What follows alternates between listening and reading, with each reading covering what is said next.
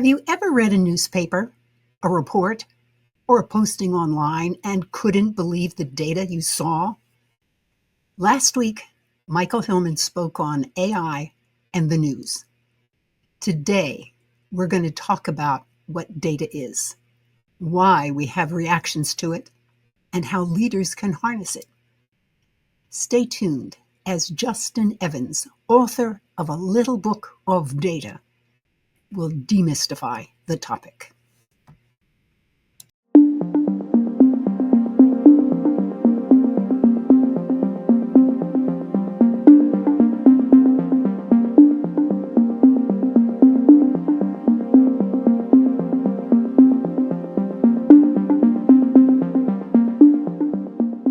I'm Madelyn Blair, and this is Unlocked, a show all about unlocking the resilient leader in you. About 2 years ago, I was at a conference where the speaker asked the audience to talk for 5 minutes about a proposed question, do a small group discussion, and then report out what was said. Now, the question was a deep one. I found that I could interpret it at about, maybe 3 different ways at least, and felt that the 5 minutes was totally insufficient to cover the possibilities. Moreover, I wasn't sure how it fit into the topic of her presentation. After the discussion, it was revealed that the summaries offered were findings for her research on a topic and were to be used in writing a book. I was aghast. When you do research, you contract with the person you are providing information. Not always a formally written contract, but most definitely explicit, even if just verbally. In that contract, it's clarified how your information will be used. Had I known the purpose of the speaker's question, I would have understood how to interpret the question and answer it. As it was, I chose not to engage in the conversation at all. I would have been happy to do so if I had known her purpose. As it was, I felt used and resented having wasted time in the discussion. As a result, she never heard what I might have said had I known how the data was to be used. I lost time, she lost data. We're going to be talking about data today and addressing this abuse of data in another but common way. Stay tuned. Since the 1800s, Smith Island cakes have been a symbol of family, faith, and community. In 2009, the Smith Island Baking Company was created as the custodian of this treasure, shipping hundreds of thousands of cakes made from scratch, packed with care, and delivered to celebrations of all sizes and shapes, far and wide. Today, people just like you celebrate important occasions with a cake. When is your next birthday? Welcome back. I'm Madelyn Blair. Today we're talking about data with someone who understands data, how it can be used, how it should be used, and how it must be understood, especially by leaders. My guest today is Justin Evans. He is a 20-year veteran of the data and technology industry whose innovations have generated hundreds of millions in revenue for Fortune 500 companies and startups. His mission as a communicator is to demystify data and AI and empower every leader to use their data superpowers. He is a frequent conference speaker, the author of Data Story Substack, and a novelist whose fiction has been named a top 100 book by the Washington Post. He is a graduate of Columbia University and NYU Stern, where he received an MBA. Let me bring on Justin Evans. Welcome to Unlocked. Hi, Madelyn. Thanks for having me. Oh, you're so welcome. You're so welcome. I really can't wait to get into what I consider to be a very juicy topic. I'm glad you think so. Good. Well, I always like to begin with, when I'm interviewing an author, is what motivated you to really push forward and write this book? Well, about at the 20-year mark in my career, I started to look around and realize that, hey, I'm the data expert in the room. I'm the person that the company looks to explain the data concepts to the client. And at the same time, I was noticing that a lot of people, kind of like peak career folks that I knew and admired, were kind of tapping out of the marketing and advertising industry because marketing and advertising at that time was pivoting from traditional media to something that was much more data and analytics driven. And putting those two things together, I was wondering like why these great people were leaving the industry when they had so much potential and were such wonderful leaders. And I think it was but just because there was not the comfort to embrace data, to have confidence that they could master it. And I thought, well, I was an English major. I did this for 20 years and have made a successful career. I think I'm the guy to explain data to the non-expert. So I really set about to kind of like, first of all, pressure myself. What are the key ideas around data? One of which being the superpowers, and then try and tell those stories not with charts and not with math and not with code, but to tell it through storytelling in a way that a non-expert can grasp onto. I love that story, especially that you were an English major and you're working in data. It can be done. Well, some days I think it's actually the best thing about it because you have to reach for metaphors and clarity and Yes, simplicity, and a lot of that requires confidence with language. absolutely. And in fact, it also says to me and reminds, I hope, my audience that when you present data, it's not because the data is the thing, it's the story around the data that's the real thing that they should be focusing on. That's right, and the part of the storytelling is often focused on something that a business leader really should feel, which is it's about the business question. Yeah. Using data is never about data. It's always about the purpose we're putting it towards. And a lot of business leaders kind of step a toe into the world of data and feel like they have to speak the acronyms, they have to speak all the terms of art. It's really not true. Data is always in service of the client's mission, so to speak. Yeah. Well, I think maybe before we go any further, I should give you a chance to really talk about what data is. What is this thing called data? So if you look it up in the dictionary, data is listed as a set of facts that can be used for analysis and insights, which is fine. I actually sort of turn it around, and I like to think about. I think we need to think about data as just a way to describe reality, a reductive way to describe reality. One of the characters that I tell stories about in the book is a young engineer named Herman Hollerith, who is at a Columbia University grad who worked on the census and was so overwhelmed by how complicated the census was getting that he, in effect, invented the computer. And along the way, what he was trying to do was help his census taker, which he called, I love this word for some reason, an enumerator. And when you think about like the job of the census taker, I think it's sort of the quintessential act of creating data because you're walking into a town and this town is full of husbands and wives and children and friends and their stories and their musicians and their betrayals and their love. And he turns it all into 6,000 people, 2,000 are married, and that's what we have to do with data, and that's how we have to think about data: is that it's observing reality and it's reducing it to something that we're going to use for a purpose. Could you repeat it, please? Herman Hollerith, Hollerith. Is that really the Hollerith of the Hollerith card? The computer card? Yeah, Yeah, the punch card. Yeah, he invented the punch card. I'll be darned. Yeah, the predecessor for IBM. Yeah, yeah. I remember those cards very well, actually. I remember distinctly. I digress, but you'll enjoy this.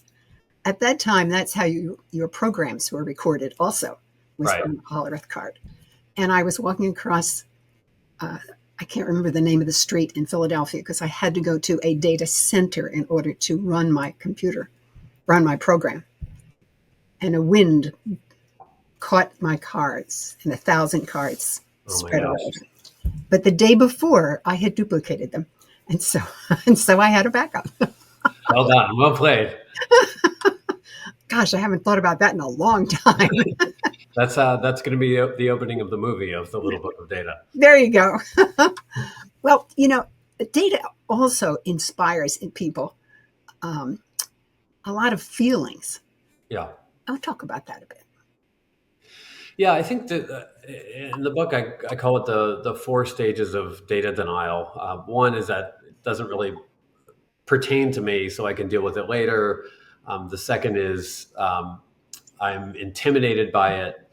The third is even if I do have the ability to kind of step up and deal with it, it's too tough for me. And then finally, there's a feeling that I hear from a lot of people that they feel like data is somehow unethical or immoral because they're seeing creepy things happening in digital advertising. Like you look at a pair of sneakers, and then you're seeing that follow around the web. And part of what the book is, and I'm not saying that none of those things are true at all, but part of the book, the purpose of the book is to kind of meet these characters like Herman Hollerith and many others and sort of understand their work and understand how they approach data problems and realize that data is not about technology, it's about ideas. And if you can understand the ideas around data, then you can feel confident in using it for yourself, and also just not to be bullied.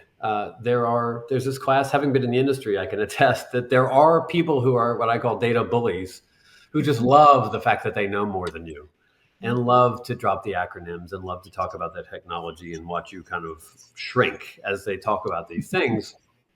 Because if they do that successfully, then they have all the power and they've kind of kept you on the outside. And I think that's a problem at an individual career level that I'd like to help people avoid. And I also think it's an issue at the society level because we should all hear about any application of data and say to ourselves, I know that I can turn this data topic into something I can understand in English, or at least in business. Yeah. There was part of the reason why I have that certainty is kind of two things. First, I had an experience early in my career. I was working for the Nielsen company, the big TV ratings company, and we got taken over by private equity. And what happened, as a side note, it was like the biggest private equity consortium in the history of private equity. It was like Carlyle and Tommy Lee and KKR and Blackstone. They were all in the same group. Wow. Yeah. And so when they came into the room, it was like so many PhDs and Marshall scholars, and it was crazy.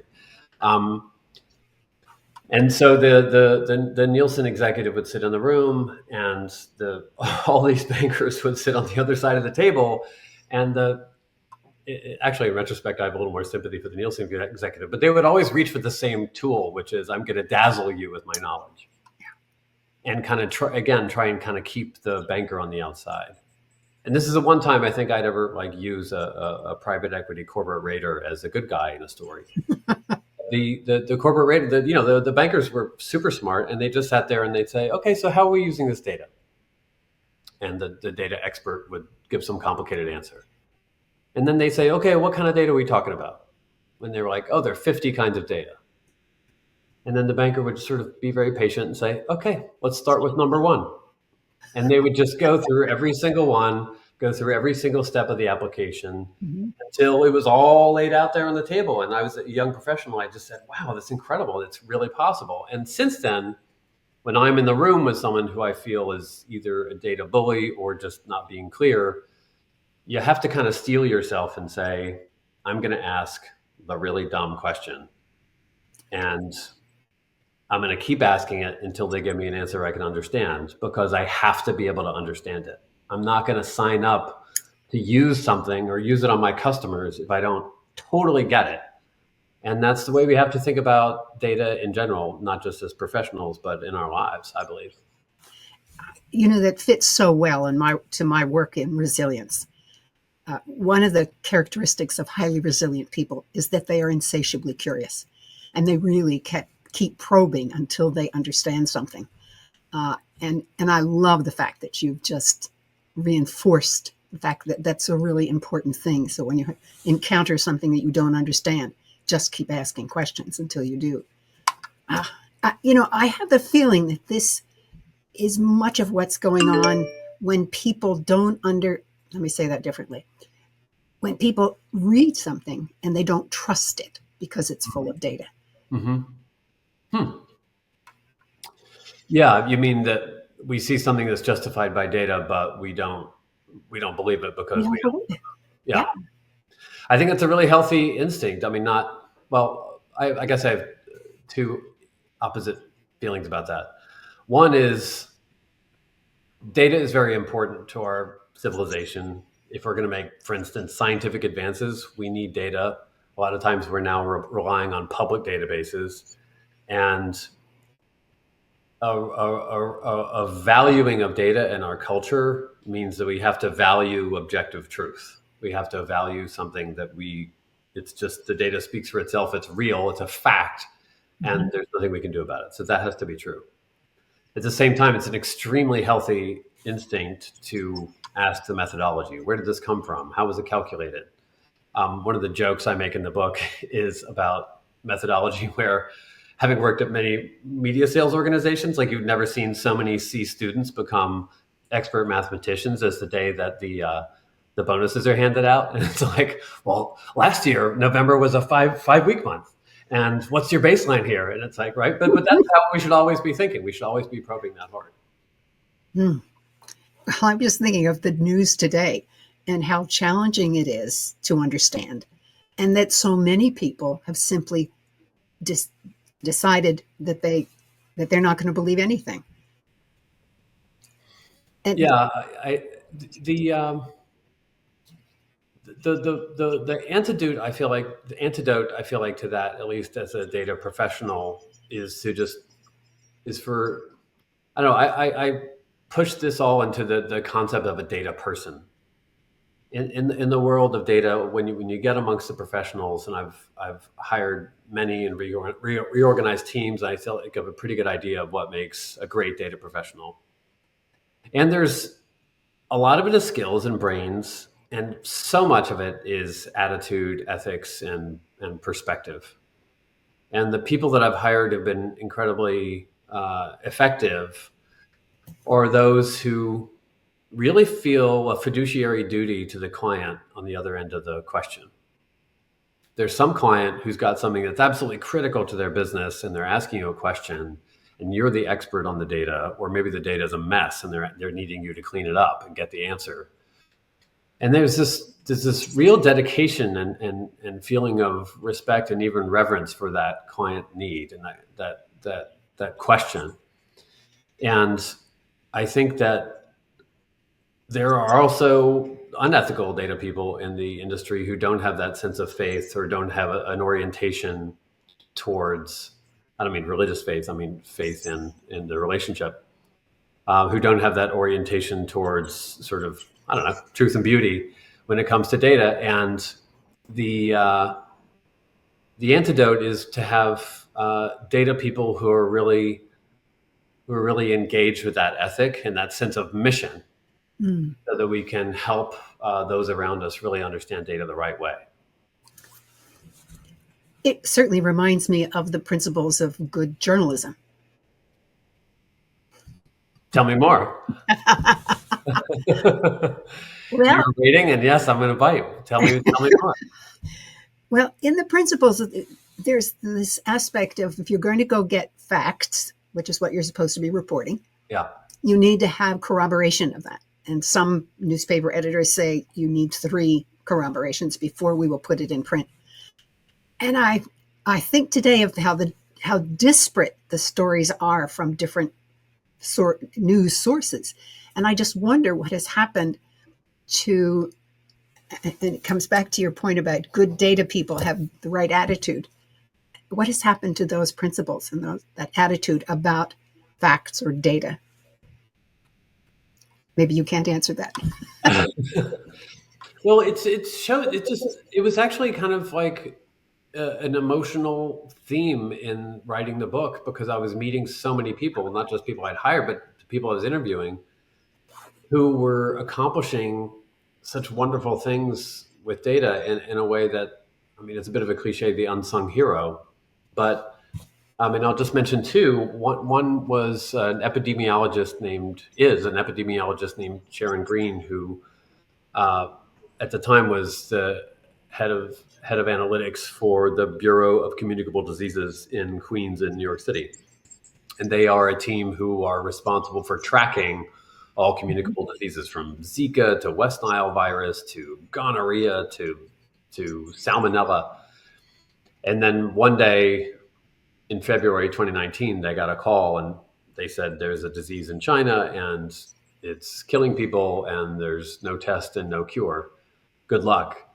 And of course, New York being New York, it came to New York, and New York had one of the highest death rates in the world. It was higher than Hong Kong, higher than Delhi, higher than London. And this team had to tackle an outbreak and identify hotspots, use the stats to find the hotspots where they could swarm it with resources, stamp out the hotspot, and prevent more people from dying. And they did it very cleverly. They their main problem was when you identify a hotspot in normal times, you have an average infection rate per radius, and in a disease with no that's new, you don't have a baseline. Don't So have a baseline. they came up with the idea of using the testing positive rate, an average test positive rate, and then a high point in the test positive rate, and classify that as a hotspot. And then they had to convince the city to believe them, which was the whole thing. I got the impression. But once they got that, they started to attack these hotspots, and you saw the death rate come down. And I did a little back of the envelope calculation. I think they might have saved 300,000 people Wow. in New York City.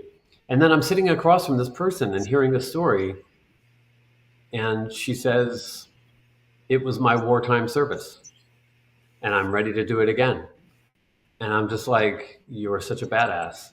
And nobody knows your story. It's just because you're just doing it. And that to me is a data person. I love that story. That's a remarkable story. Reminds me of what you read in the history books about when they found the what we would now call the hot spot of where cholera came from. And it turns out there was a well that all the people were drawing water from, and that was the hot spot. Okay. And and what was really fascinating to me about doing the book and doing the research is seeing kind of how far back this theme of practicality in Mhm. data goes. And this kind of ties back to the theme we discussed a few beats ago about how a non-expert should feel ownership of it. Yeah. And a non-expert should feel ownership because it really is for a purpose. And the person who was credited for being the first data scientist is a man named John Graunt. Have you ever heard that name? No, spell it. Graunt. He lived in the 1640s in London, and he was nobody. He was a hat maker. He was a haberdasher in London, and he just got really frustrated with the way the data was being collected about the dead people in London. And by the way, this is so it's so kind of Monty Python. I mean, there would be these old ladies. They called them ancient matrons, and they would, when the bell tolled, they would go to the church, and there was a dead body, and then they would kind of tabulate why the body died. And I mean, you can imagine the immune systems of these women. And so John Graunt and these ancient matrons sort of, not collaboratively, but they kind of recreated a way of tabulating the data in London during the plague, so they could find out where, in effect, where the hotspots were and how the London authorities try to manage things better. And then after World War II, there was another evil kind of revolution in statistics led by a Princeton statistician named John Tukey, who was a contemporary of Alan Turing, who published this incredible paper that basically said we have to think about statistics all differently. We're thinking about statistics as sort of this way of getting a proof for mathematics for its own sake. And what we have to do is change that and think about data and statistics as a way to do something practical, where we don't have a complete answer, where we don't have a perfect answer, Yeah. where we're really trying to save lives, win a war, whatever it is, and do so with bigger and bigger data sets that are outside of our realm of expertise as statisticians. And it really set the groundwork for where we are in terms of big data and AI. Tukey. Now that's a name I haven't heard for a while also. But you're right, he was very practical. One of the things that I learned from him was when you want to categorize something, I mean, we think about keywords or tags, they're called today. And if you're doing it on a book or a paper, he said you just go to the bibliography or to the index, and that's where you look. And and it was such a logical way and a simple way to get these things rather than read the whole book and decide what they are. So, very practical man. Indeed.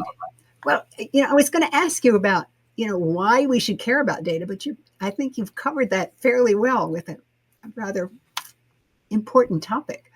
But it leads me to another question, which is sometimes when we see data and it's been, I'll call it manipulated in that perhaps certain data was eliminated so that when you got down to the final stuff, it proved your position.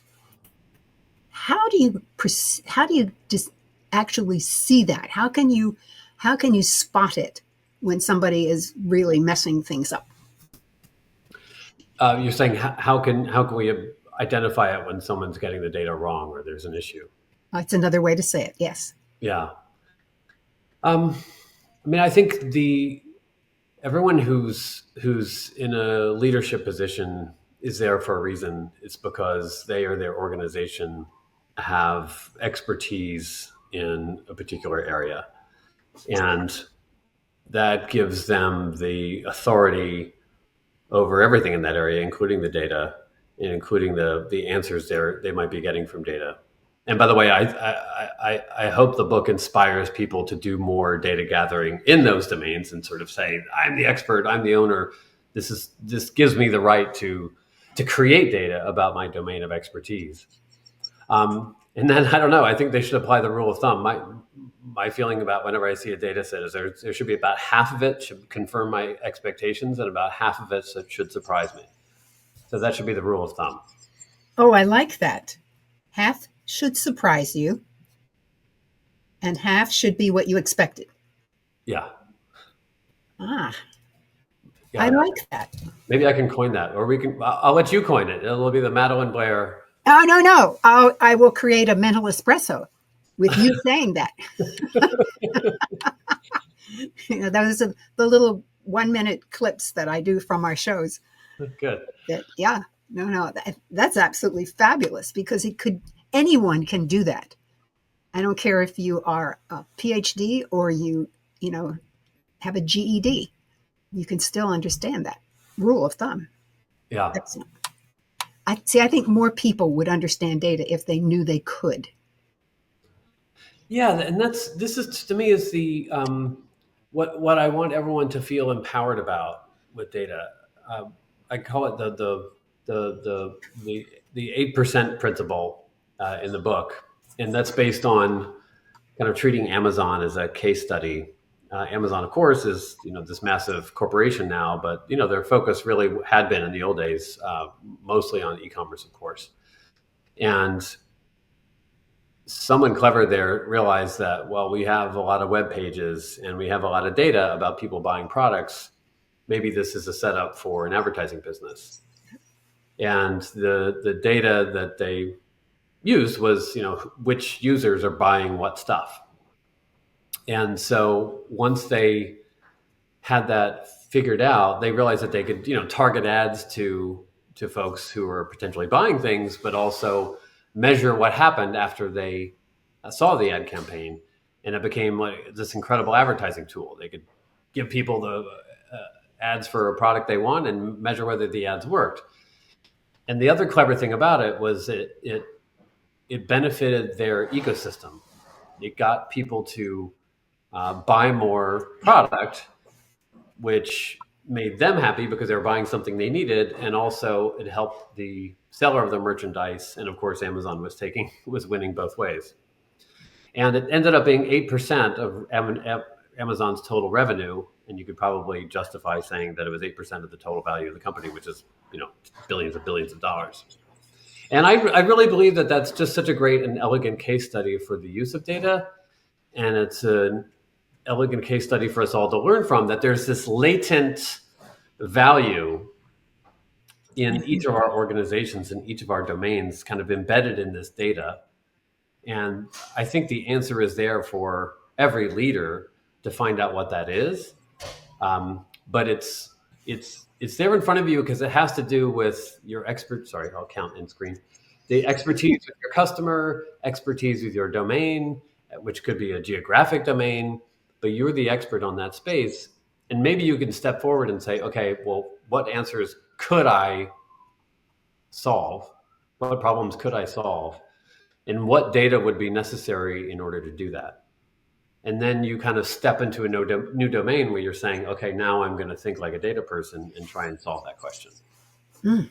And I really believe, like I've just seen it over and over. In fact, that's kind of become my expertise in my career, that I go to a company that has a large data set. They think it can make money and come in and help us do it. And it's doable in virtually every environment.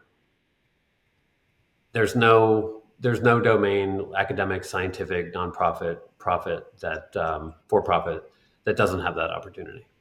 What's the most unexpected one that you went in and you thought, oh, I'll never find it here, but you did? I was recruited by an old business school classmate who was head of a nonprofit to come in and help them do something that has absolutely nothing to do with advertising and marketing, which is exactly why I was so excited to do it. They have it's the organization is Denver Urban Gardens, and they have set up 200 urban community gardens in the city of Denver. And the placement of each one and the impact of each one is, well, the placement is not mysterious, but the impact of why they are and what the impact is was quite mysterious to them. And it was a credit to the leader of that organization that they asked the question. And so we started to explore all the different data sets, none of which they were going to, they didn't have any budget as a nonprofit, but what data sets could they get that were public? What could they do through an inexpensive survey? What could they do by talking to their community leaders? And to find out what's the impact of putting a garden in what was previously a gravel lot. Yeah. And if you can answer that question, you have an answer about climate. You have an answer about the community you're serving. Yeah. And then once you have those answers, you can potentially raise more funds or communicate back to your stakeholders and say, this is what we're doing. And I just love that example. And by the way, the leader of the organization was not a data expert either, but she just had the confidence to be able to say that this is a question I can get an answer to. Nice. Somewhat related to this, has to do with how we understand the data that we see. Sometimes it's absolute numbers, sometimes it's percentages, sometimes it's a ratio, sometimes it's just a graphic. What's the one calculation with data that you think everybody should know and understand? The calculation with data that everyone should know and understand. Yeah.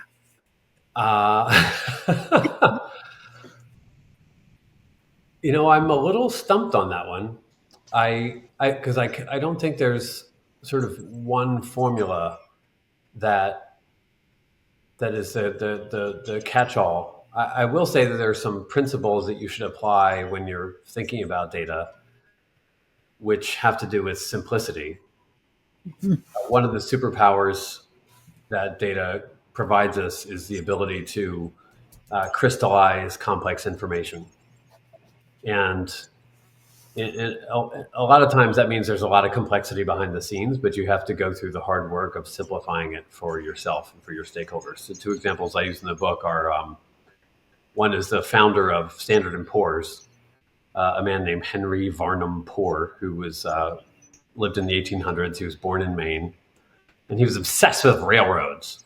And he believed that railroads were the key to the American future. It was kind of like the internet of the time, the connective technology of the time. And he wanted to create a level playing field back and forth between the railroad companies and the bankers who were going to fund them, thereby making the railroad industry healthier and connecting more people. And so he put together the initial version of Standard and Poor's was Henry Barnum Poor putting together a book. He would send a questionnaire to all the railroad companies, have them haul back the data. He would clean the data, put it in a book, and give it to anyone who subscribed, which was the sort of the antecedent to the S&P bond ratings. And the translation of all that information, where the railroads were in California and they were in Colorado and they were far away and they were in Georgia and Texas and Connecticut, and they were technically complicated. There were different gauges and different rails and all the machine shops, and he had to kind of crystallize all that into these books, and then his successors crystallized it into the AAA rating. Another example in the book is the inflation rate. There are thousands of what are essentially enumerators going to stores, looking at prices. I can't remember, 900 categories, everything from advertising to funerals and tax services, and all that is done behind the scenes. And then what you get is inflation is 3.3%. Yeah. So we have to, when we deal with data, we are doing everyone a favor by making it simple, but we have to sign up for the incredible amount of work that goes into making something simple. As you were talking about those examples, it occurred to me that to understand it, you need to see enough examples. Now, Standard & Poor's has been around a long time, so you just look at the number. You haven't a clue what's behind it. But it doesn't matter because you've watched it for many years and you've probably seen 200 of them, 2,000 of them. And you just sort of in your gut know what that number really means. I'm also thinking of, I've run a company for 36 years. People ask me, how do you watch all the financials in your company? And I said, I watch only one because I know what that one number means to me. And it's a compilation of all the others, but it doesn't matter. It's one. So, so it's a combination, isn't it? It's not necessarily a calculation. Maybe it's a question of exposure, continuous exposure. Good. Yeah. I think I learned something today. Okay, good. I don't know if I contributed to that, but it was nice. You did. Nice to see the wheels clicking there. Yeah, definitely. Well, I'm a sociologist, and to me, data tends to be sentences and words. Often I'm required to categorize them so that I can develop a count of everyone who said yes to the question number 7.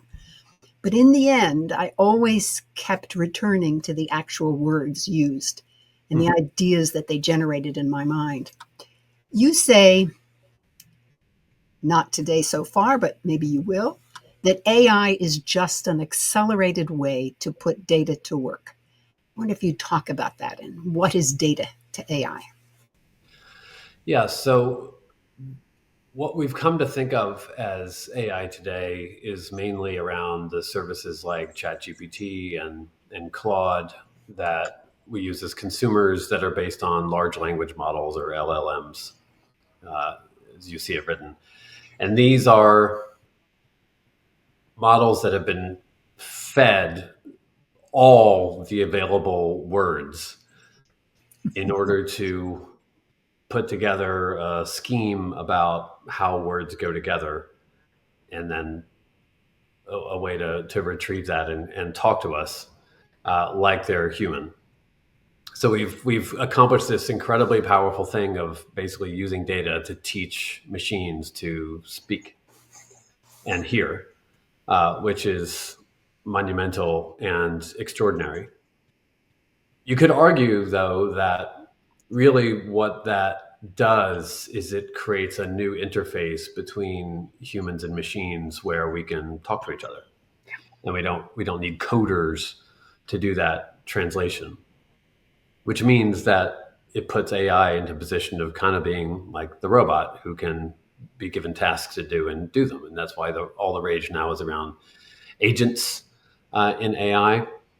But it also means that these agents need something to do. And what we're going to end up, my prediction is what we're going to end up doing is training them on more and more specific data. So in a medical environment, for instance, there's the opportunity to train AI agents or just AI on lots of patient data about how to do a diagnosis, about what a slide with certain blotches on it means, what it means when you have these 14 symptoms but not these 14 symptoms, and then suddenly your AI is a doctor. But it's all fed. It's all a way of kind of processing, synthesizing, and creating answers out of data. So AI has become kind of the greatest user interface layer of all time, but it's still translating back and forth between humans and data. And then, of course, one of the ironies, or I don't know if it's an irony, but it's an accelerator to the whole process, is that the AI can create data as well. That the AI can look and say, okay, this is a flower. I'm going to tag it as a flower. I have other data that can tag it as a dahlia. And so, or more to the point, I'm a camera driving down a road, and I now have 10,000 pictures of what a fire hydrant looks like, and I can classify that as a fire hydrant, and I can steer my car away from the fire hydrant and stop when the light is red, etc. So that usage of data can be kind of fed and accelerated by AI. So AI is creating and tagging data at the same time it's using it, and we have a virtuous, if you want to think about it that way, cycle to have the AI and the data speak to each other with greater and greater scope.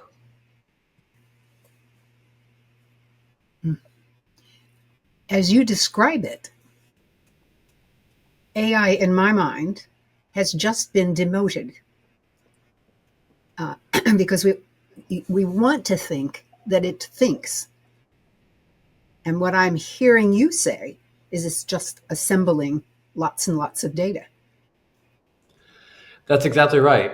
And what's exciting is the problems and the tasks we can put it towards once we have data on these topics. And what's weird about this time we're living in now is just like picking up a scientific paper, and seeing, oh yeah, if you have recordings of 8,000 interviews or visits between doctor and patient, you can train an AI to think like a doctor, to at least to communicate like a doctor, to process information like a doctor.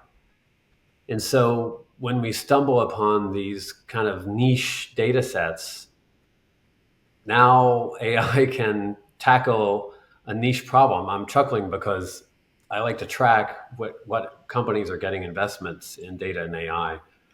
And there's a company called Swine Tech. I just love this. And I don't know them in detail, but what I was able to understand from their materials is that they place sensors around a pig farm, and it allows the pig farmer to kind of manage the flow of pigs through the process in a much more efficient way. Of course, their big software platform is called Pigflow, and you never would have thought of it, but if you can make data and AI solve problems for a pig farmer, there's really nothing it can't take on. The other thing that comes to my mind as you're saying that is that this is a case where there has to be an adequate number of cases for it to learn, and an adequate number of data going on for it to be meaningful. Certainly, and the 8,000 doctor interviews might be sufficient for certain use cases, but as you go out to more and more rare conditions or more rare conversations, you would need a larger and larger data set. Yeah. So I think that there's going to be a premium now in the marketplace on these really specialized data sets. And I'm hoping that we'll see more and more middlemen appear who are putting up creating marketplaces for data for training AI. And I think that's a positive thing on a number of levels. One, it means we'll have greater services from AI, but it also means that the people who are creating the data can get compensated, or we will understand or we'll have a greater understanding of the value of public data, Mhm. like they come from the U.S. Geological Service or other parts of the federal government and state government. Or international data, like from OECD. Yeah, yeah, that's right. Or co-ops. Yeah. Another trend that's happening now, where people. In the book, I briefly profiled this group called Track TBI, which is associated with the San Francisco hospital system. And when you have a traumatic brain injury, in the past, you would either go to a sports person, a military person, or a civilian person, and you would get diagnosed and they would help you. They could help you kind of okay, but not that well because they didn't have a lot of data. And then suddenly, a few years ago, people from these three areas under the umbrella of Track TBI, traumatic brain injury, created a database across all three sectors. And now they have this massive database and they have like real brains that have been injured, and they're able to provide a much more granular way of diagnosing and treating traumatic brain injury. And it's really inspiring. And it was just because they thought of it, and because the cost of processing and storing data has come down so much that they're able to collaborate in a way that they could all afford. Yeah. I want to go back to something earlier that you said, because it relates to this AI thing, I think, quite tightly. You said that when you went into companies, you assumed that the leaders understood were experts in their customers, their products, their market, etc., and that's what you would be gathering data to support. I'm thinking about AI, and the question in my mind is, do we have adequate understanding that those of us who have an expertise in an area actually go and check the results from AI, that they are consistent with our expertise that we already have in our minds? Um, yeah, I mean that's going to be really necessary. Checking sources, gut checking, making sure we have ways of validating data being spun out by AI systems. I mean, they really have to be double checked, depending on the usage and depending on your tolerance for error. You know, anything related to medicine or personal Yeah, finances or anything else, it's going to need to be triple checked. And the everything, you know, I do use those tools in my day to day work, but always 100% check everything. check everything. Yep, you're right up my alley. It's just what I do too. And we use it every day here. Yeah, yeah. Well, we're almost out of time, but I wanted to give you a minute. Is there anything further that you wanted to share with the audience? Because I know they can go get your book, A Little Book on Data. I love the title, by the way, although it has a much longer title, subtitle. Well, the little book of data is the title, but the subtitle is indeed hard to remember and spill back. Yeah. Yeah. So, Um, yeah. So I, of course, I want people to read the book, and I want people to come out the other end with a feeling of empowerment and feel two things. One, that you can, you must ask data any question in English in a way that's common sense and makes sense to you. Data bullies, ask the data itself. It's really there to service you, and it can and has to make sense to you in a common sense fashion. And then having come to that moment of confidence, I really urge leaders to think about how they can make data further their mission, whether it's a nonprofit or it's a for-profit company or it's academic or scientific. How can you take data and answer the questions that will make your mission scale more, go further? Because I believe, based on my 20 years in the business plus, there's always an answer for data. There's always data to answer your question. And no, it doesn't have to be perfect. It just has to be better than the way you were doing it yesterday. excellent. Justin Evans, thank you so much. Madeline, it was a pleasure. Thank you for having me. His book, I'll give you the whole title this time, The Little Book of Data, Understanding the Powerful Analytics That Drive AI, Make or Break Careers, and Could Just End Up Saving the World. Not bad. It's going to be released on June 3rd, and at the time of this recording, it's not out yet, so I haven't had a chance to even read it, but I'm delighted that we had that conversation with Justin. Every now and then, there is something that changes how I think about the world. Grounds for Thought is a place where I talk about these moments so that you can explore the meaning for yourself. A dimension of data is the visual presentation of it. Today, I want to talk about Edward R. Tufte's book. It was published in 1983 called The Visual Display of Quantitative Information. And it looks like this. Not very appealing, but I want to tell you, when you open it up, you're blown away. It's been called a classic reference, beautifully illustrated, well argued, brilliant, refined, and luscious book. It was followed by 3 other volumes that expanded on the topic. One was called Beautiful Evidence. Another was called Visual Exploration. And the 4th was called Envisioning Information. Actually, he has written much more, but these 4 books are like a series of a set. In Grounds for Thought, I usually talk about only one book, but I felt compelled to mention all 4. Because if you use PowerPoint to create your graphics, open any of these books and you will be inspired about how you can convey numerical data in ways that are actually telling the audience more about the data than just a pie chart or a graph. But I want to talk about one of the rules, ground rules maybe, that I learned from Tufte, which has guided me ever since reading his work. And not just for data presentation. He says, quote, data graphics should draw the viewer's attention to the sense and substance of the data, not to something else.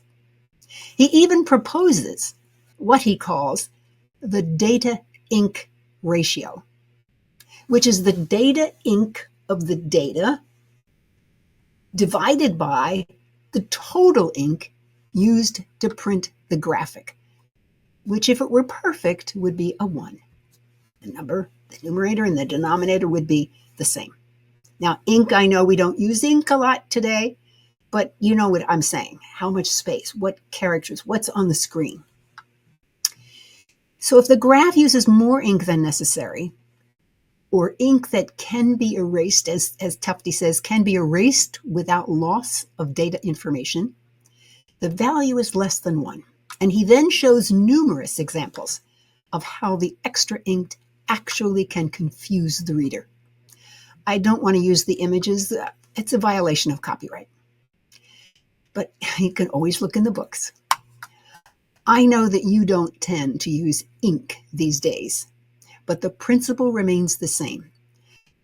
I do little data graphics in my work today, but I do a lot of writing. I use Tufte's rule when I write. When editing, I ask if each word adds to the meaning of the data or concept being written about. And if not, it goes. My writing has gotten so much better. In fact, my own understanding of what I'm writing about has also improved. You may know that I use story a lot. I also edit the stories that I tell. I work to include only what is needed to tell the story, not how the person was dressed. Although it's interesting to me, the real point is that the person was wearing a sullen face. Because the face was the issue. Use only what you need to tell the story. Edward R. Tufte, the visual display of quantitative information. If you give regular presentations to management, remember to use only what is necessary to convey the message. I want to thank you for joining me today. I hope you've enjoyed the conversation and learned something new. I most definitely have today, and this is a topic that I have studied for many years. Let me know what you would like to hear discussed here on Unlocked.